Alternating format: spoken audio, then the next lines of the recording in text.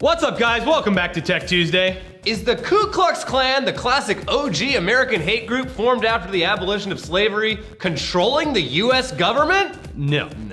But you'd be forgiven for thinking so after a bunch of news outlets totally dropped the ball yesterday based off of some worthless intel. Okay, so here's what's actually happening. Anonymous, the classic OG hacktivist group, started going after the Ku Klux Klan in November of 2014 after Klan members started threatening lethal force against the predominantly black protesters in Ferguson, Missouri, who were protesting in reaction to the death of Mike Brown at the hands of the local police. They called it Operation KKK, and they soon gained access to several KKK-affiliated websites and social media accounts, and then publicly released the identities of people who had communicated with those accounts, who Anonymous was fairly sure were members or supporters of the Klan.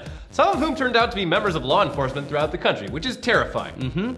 Operation KKK slowed down in mid-2015, and Anonymous directed its attention to other targets like ISIS. But now, with the one-year anniversary of Ferguson police officer Darren Wilson being cleared of all charges coming up later in this month, Operation KKK is apparently back on. On October 22nd, the Operation KKK Twitter account announced, "We've gained access to yet another KKK Twitter account. Using the information obtained, we will be revealing about 1,000 Klan member identities." They said they plan to release the data on November 5th, aka Guy Fawkes Day. But in a bizarre turn of events, it appeared on Monday like Anonymous was already releasing names, several of whom have positions in the American government. Holy shit, right? Operation KKK 2015 just started early and blew the lid off of some crazy shit. Except no, it didn't. And you'd know that if you did even the most basic cursory research. Because all of those allegations were coming not from Anonymous, but from a Twitter user named Amped Attacks, who claimed to have hacked into a KKK website and obtained a list of that site's email logins. Several of which are the email addresses of US politicians. Except if you remember that story that we did a while back where we talked about the Ashley Madison hack, you'd know that a lot of the websites don't require email verification, so you can just register as any old email address you want, and now that's your username. Yeah, actual Anonymous was very quick to point out that no, stupid, they hadn't released this information, tweeting, "Anyone can provide fake information when signing up to a website. Reporters should be aware of this." This account has not yet released any information. We believe in due diligence and will not recklessly involve innocent individuals. The Anons at the helm of this initiative vouch only for the docs list that will be released from this Twitter account on November 5th, 2015. So everyone just take a breath, just calm down. This Friday, a list of Klan members will be released to the public. It's highly unlikely that anyone on that list will be an actual politician, US politician, fingers crossed. You never know. Yeah. But based on last year's Operation KKK, there's a decent chance that there'll be a few cops on the list. And if true, they should probably be investigated and taken off duty, you'd imagine. Yeah, I mean, the Klan at this point is so small and scattered. Like, they suck and they're wrong, but they're not nearly the threat they were like 60 years ago. You could say that again. Like, it's mostly, like, if you watch documentaries about them, it's just a bunch of fucking hicks in the middle of nowhere. Yeah, It's just like, lighting my dad was a crosses on fire, Klansman, my grandpa was a Klansman. This is our heritage, and you look like clowns. So, there you go. Now anyways, with all this talk of hate groups and hackers and he said, she said bullshit, we should probably just move on to something calm and relaxing, like the quiet, soothing sounds of a man showing you how to paint happy little trees. We're talking, of course, about the late, great Bob Ross, whose TV show The Joy of Painting ran from 1983 to 1994 and attempted to teach viewers how to make oil paintings of beautiful landscapes. Bob Ross has remained an unlikely pop culture figure since his death in 1995, and the most recent example of his surviving legacy is the most bizarre and most successful of all. This is a 24/7 live stream of every episode of The Joy of Painting on twitch.tv. Yes, Twitch, the live gameplay streaming website. Twitch has been looking for new ways to branch out from just hosting gameplay, and their latest push is the Twitch creative community, which instead of featuring live gameplay, will focus on live demonstrations of stuff like Photoshop, animation, painting, drawing, and crafting. And to kick off this new venture, Twitch teamed up with Jansen Media and Bob Ross Incorporated to live stream all 403 episodes of The Joy of Painting back to back on twitch.tv/Bob Ross. That's 8.5 days straight of Bob Ross painting happy little trees. And so far, it has been wildly successful, having upwards of 50,000 viewers at the same time at some point. It's been sitting at like the number 1, 2, 3 spots on Twitch. Yeah, I've seen it as high as 60 at some point. I go to sleep to it every night now. It's just we need so calming. to demand that they keep this on forever. They should. They should. With all they have a subscription option for $5. If enough people subscribe to this, they should keep it on. What else is this thing doing to make money? I would gladly do that. After a long day of just grinding. Feels great. Some Bob Ross, paint some happy little trees. Yeah, a little Van Dyke brown, a little titanium white. Ruined.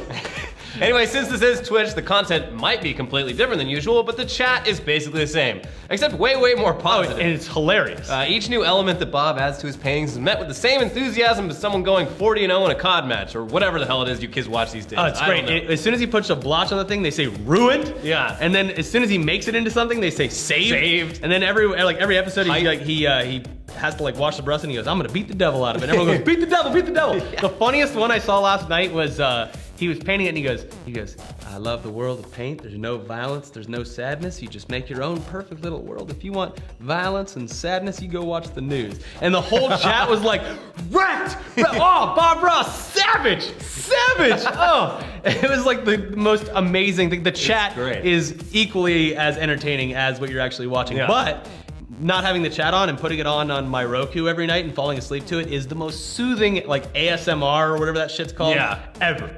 Just and hopefully I want it forever. Hopefully that is a good, it inspires all of the people who will now be jumping on the creative channel to this is how you do this right. No, and the thing is too, is they started a subreddit because of this, and there are hundreds of people doing their own Bob Ross style paintings right now because of it. That's great. He's saved the world. And he's been dead for 20 years. Yeah. He died in 95. Yeah. His legacy lives on, lives on Twitch. And the biggest mystery right now is where his son Steve is, because he brings his son on every once in a while. Yeah, we gotta find him. Anyways, guys, it's November already, and even though Christmas is 7 weeks away, businesses are, of course, wasting no time at all trying to get you to spend money on their products. Yeah, in the past, that's meant big Black Friday sales during the last week of November. But this year, Amazon's just saying fuck it and having a countdown to Black Friday sale right now. Right this second. 'Tis the season, everyone. I actually went and bought a Nutcracker for 2015 the other day. It looks great. Now, of course, if you remember Prime Day from this past summer, you all know pretty well at this point that not all Amazon sales are created equal, and so far what they've been rolling out has been about as wildly inconsistent as Prime Day, which turned out to be more like help us make room in our warehouse day. Yeah. Get rid of all this garbage. They did have Metal Gear on sale. Yeah. And Velvet Suits. Yeah, if you click through the page, Amazon's layout needs still terrible. Their UI needs a massive overhaul soon. Yes. But if you click through enough pages, there's a few things where oh yeah, I need that, and I get it for $5 off. Yeah. It's worth clicking through with a few pages of DLC. There's something in this random assortment that you feel like buying. But you're gonna have to buy a lot of small items if you really want substantial savings. Yeah. My suggestion, the site that I use, if anyone cares, I use bensbargains.com. It's the best of the best. Everything that's on sale. Yeah, it's great. You need to use it. Check it out. Also, Steel Engine, if you're looking for something specific. Like stealing or the... Steel Engine. Like the metal. Oh. Like steel, like you're stealing. It's a steel. Oh. You type in exactly what you want, it shows you all the... Anyways. You could just pretend that none of this is happening and wait for the actual awesome deals later this month. Or you could just buy into this whole Black Friday, Cyber Monday nonsense if you don't want to at all and not buy anything. It doesn't really matter. So it only affects you. Yeah, it's your life. I like the deals. Yeah, sure. I mean, got a great bedspread one year. The thing is, even with Black Friday deals, all the good shit vanishes. Oh, it's all doorbusters. Immediately. It's all doorbusters. We'll put, you know what we should put right here on the link today is our the bloody history of the violent history of Black Friday. It'll teach you all about doorbusters and why they're a scam. So watch our video from last year. Then check out this other stuff. Every year I find one or two things where I'm like, all right, I'll spend, and it's under 500 usually. Oh, big money, huh? I bought, well, it's usually camera stuff. They'll be having lenses and cameras on sale cheap. There you go. Buy something for your parents for once, kids. Yeah. They deserve it. They raised you, you lazy ass. Lazy ass. All right, bye. Bye.